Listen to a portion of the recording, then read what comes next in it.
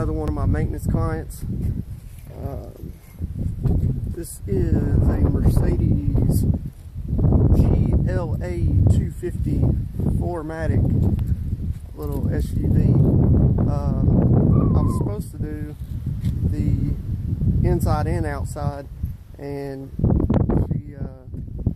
I actually just did the outside like a week ago.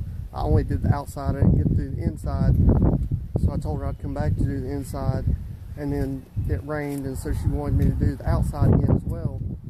Well, she ended up taking it through a touchless car wash, so now I'm not doing the outside today, but the inside I'm going to show y'all real quick.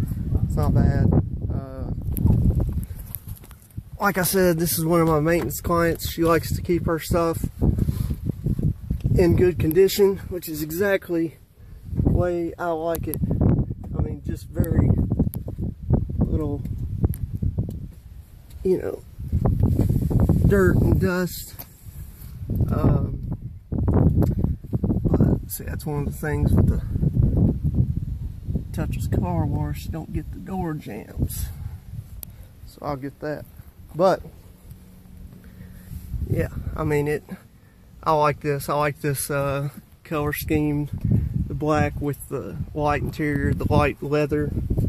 Nice. But yeah, it looks good. But you can see, you know, very little. I might get before I send the Tournador black back, I want to show y'all comparison test. I realize this isn't the best vehicle to do it on, but I've got to send that thing back pretty soon, so I'd like to find one. Actually, I think I've got one in mind that I'm going to do here in a few days, an interior on that should be a good candidate for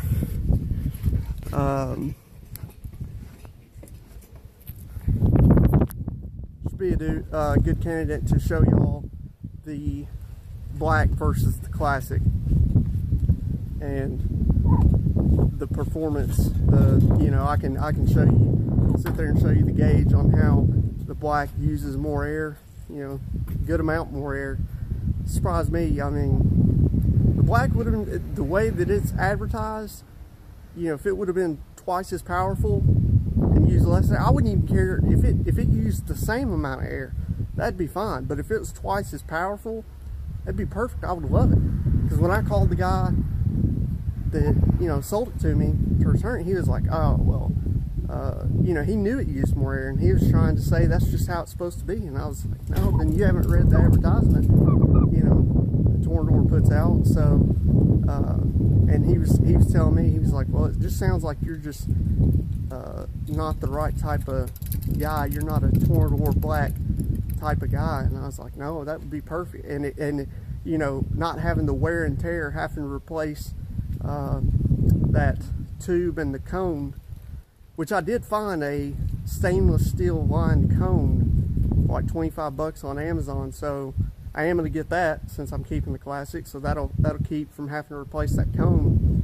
And then I guess I would just have to replace that tube. But anyhow, we're going to get started on this, and you know, I might come back and show y'all a little bit of what we're doing. But just figured I would show y'all what I'm working on. I've got another one that I'm going to do the exterior only on, and that one's not, it's probably in rough condition, so that'll probably be a better part of the video for y'all. So for now, I'm putting it on pause though. Alright, real quick guys, these formats on video, you wouldn't have been able to see a big enough difference. Really, I want a light colored format, and that car I mentioned earlier that I should do here in a few days, I believe that's a light colored format, so that'll be better to show y'all. But I am going to say, I did use the black on one format, the classic on another format. I used the classic on the driver's side, the dirtier one, and it still came out with better results using far less air. But real quick, I'm going to show y'all it's a black floor mat, then you'll see it's got the light colored cream edge, and you know, this is just an example of getting down to the details. Instead of just vacuuming this thing, which I use the corridor, and then if the corridor doesn't hit it all, then it gets vacuumed on the main part of the mat. But this edge, you see what I'm talking about, this cream colored edge. I took the Torador with some Super Clean, diluted 5 to 1, and I just went around the edge, and I wish I would have showed you all the before. And you know, is it perfect? No, but it definitely is an improvement. Around here was pretty dirty.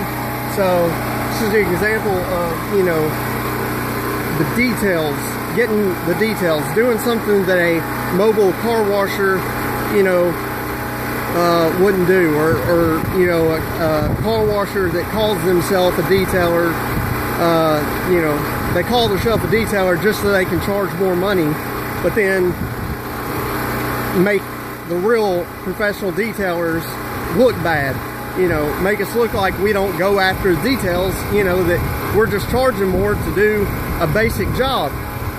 So, you know, I guess that's my own little pet peeve I'm ranting on about there. But anyways, I just wanted to show y'all that real quick, you know, an example of just, you know, going after a detail. You know, easily I could have just vacuumed that and said, we're good, it's clean. But, you know, it's just something that, you know, I notice it and I say, you know, if I've got a tool, you know, and even if I didn't have that tool, then, you know, spraying, you know, the Super Clean or an APC, whatever, on there, and then taking you a brush and then coming back, mopping it up with a microfiber, you know, it can be done that way. I know there's guys starting out and they're like, you know, oh, do I have to have these tools to go after details to do a good job? Absolutely not. I definitely didn't have them when I started out, and I've never had a complaint about my work. And back then, I mean, you know, when I was doing everything, you know, the old school way, the cheapest way to get started. So anyhow, I'm gonna put the video on pause and might get back to y'all here later.